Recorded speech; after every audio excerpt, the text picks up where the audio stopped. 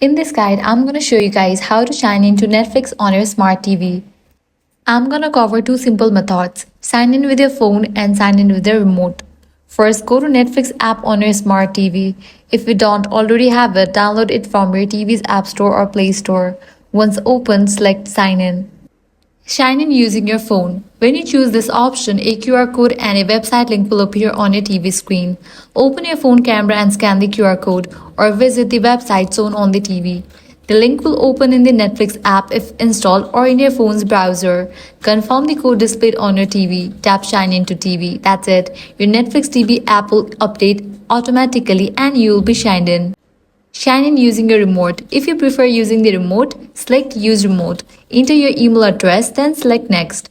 Enter your password and select Next again.